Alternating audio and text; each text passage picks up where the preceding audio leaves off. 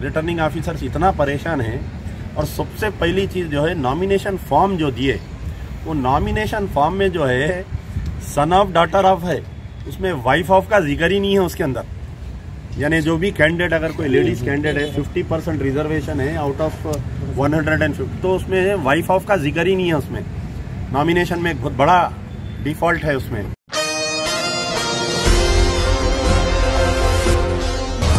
अस्सलाम वालेकुम नाजरीन, मैं Sheikh Anwar, Asian TV news में आप सबका इस्तकबाल है। आइए देखते हैं आज की अहम खबर। मजलिस बचाओ तहरीक के स्पोक्समैन अमजदुल्ला खान की जानिब से कल आजमपुरा डिवीजन के लिए उनकी अहलिया के नाम से नॉमिनेशन फॉर्म दाखिल किया गया। अमजदुल्ला खान ने आजमपुरा डिवीजन की आवाम से गुजारिश की कि उनके खिदमात और उनके काम को देखते हुए आजमपुरा डिवीजन की आवाम उनकी अहलिया को वोट दे और उन्हें आजमपुरा डिवीजन से भारी अक्सरियत से कामयाब बनाए। हर अहम खबर से जुड़े रहने के लिए हमारे एशियन टीवी न्यूज चैनल को यूट्यूब पर सब्सक्राइब करिए, फेसबुक, इंस्टाग्राम, ट्विटर पर फॉलो करिए और शेयर करिए। Bureau report, Asian TV news. अभी जो है आजमपुरा म्युनिसिपल डिवीजन से मेरी वाइफ मिसेस अस्मा खातून नॉमिनेशन फाइल किए हैं, क्योंकि आजमपुरा वार्ड जो है ये लेडीज़ रिजर्व के लिए है, जहाँ पर मैं पहले कारपोरेटर था। बदमाशी के तौर पे बोलिए या आपके ये वार्ड को रिज़र्व किया गया था, तो इस वार्ड के ऊपर अस्मा खातून MBT सपोर्टेड कैंडिडेट की तरफ से नॉमिनेशन सभी फाइल किए हैं। मुझे उम्मीद है कि मेरा साबिक़ा रिकॉर्ड देखते हुए आजमपुरे की आवाम भारी अक्सरियत से अस्मा खातून को कामयाब करेगी, पहली चीज़। अब दूसरी चीज़ ये है कि इतना आनंद फानंद में, इतनी गड़बड़ में, इतनी उजलत में, पता नहीं हमारे KCR साहब को कौन से पुजारी ने वक्त दे दिया या कौन सा ये लोग बताए ये इलेक्शन किया जा रहा है। यानी रिटर्निंग ऑफिसर्स को ट्रेनिंग नहीं दी गई, कोई मटेरियल नहीं है, फॉर्म्स नहीं है वहाँ पर, यानी कोई मटेरियल ही नहीं है। रिटर्निंग ऑफिसर्स इतना परेशान हैं। और सबसे पहली चीज़ जो है, नॉमिनेशन फॉर्म जो दिए, वो नॉमिनेशन फॉर्म में जो है सन ऑफ डॉटर ऑफ है, उसमें वाइफ ऑफ का जिक्र ही नहीं है उसके अंदर। यानी जो भी कैंडिडेट, अगर कोई लेडीज कैंडिडेट है, 50% रिजर्वेशन है आउट ऑफ 150, तो उसमें वाइफ ऑफ का जिक्र ही नहीं है उसमें। नॉमिनेशन में एक बहुत बड़ा डिफॉल्ट है उसमें। और एक चीज़ ये कर रहे हैं कि जो प्रपोजर्स का सर्टिफिकेट्स दे रहे हैं, वो लोग जो सर्टिफिकेट्स दे रहे हैं प्रपोजर्स का असेंबली कॉन्स्टिट्यूंसी वाइज दे रहे हैं। यहाँ पर ये लोग जो चेक कर रहे हैं वो म्युनिसिपल डिवीजन वाइज चेक कर रहे हैं, तो उसमें जो है सीरियल नंबर भी चेंज हो जा रहा, पार्ट नंबर भी चेंज हो जा रहा, पोलिंग बूथ भी चेंज, यानी किसी किस्म की तैयारी नहीं है, लेकिन इलेक्शन करवा दे रहे हैं।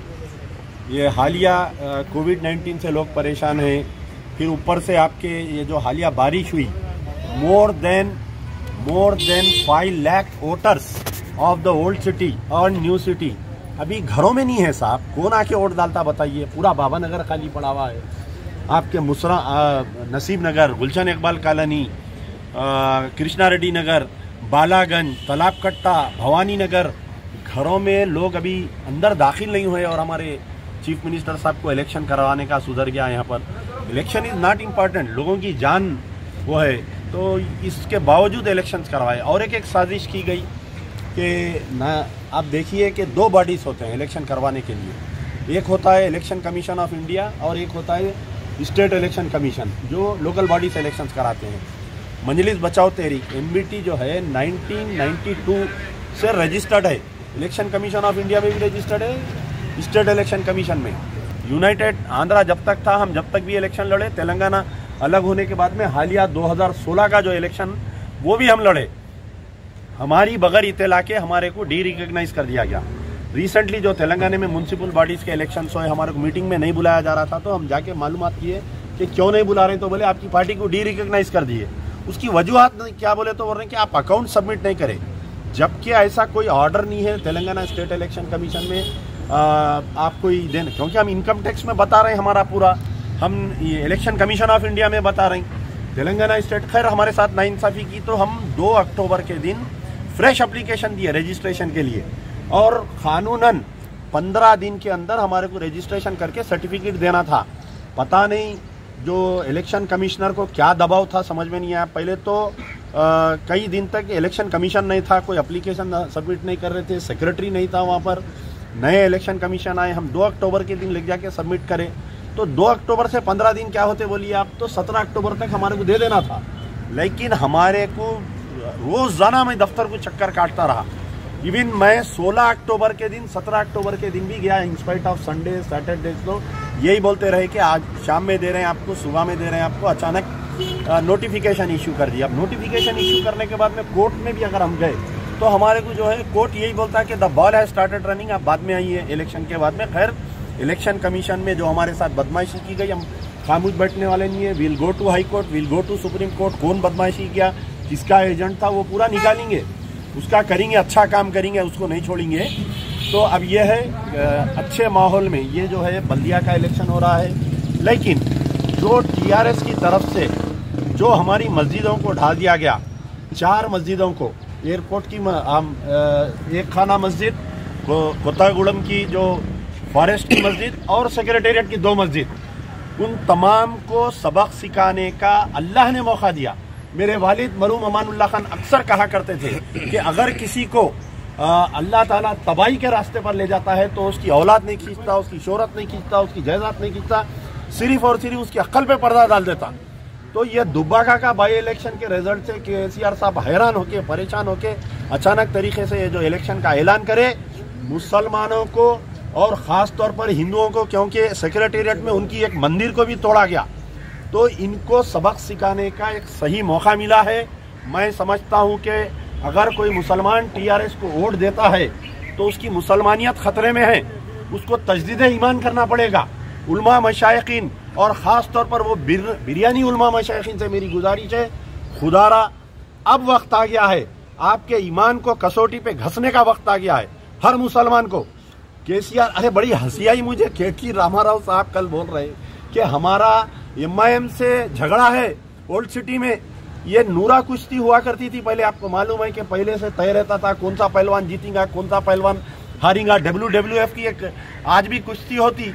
तो मैं चैलेंज कर रहा हूँ केटीआर साहब को, आप एक एफिडेविट लिख के दीजिए, एफिडेविट पे लिख के आवाम के सामने दीजिए कि there will be no future alliance with AIMIM बोल के लिख के दीजिए। आप दुब्बाका के रिजल्ट से आप हैबत खा गए।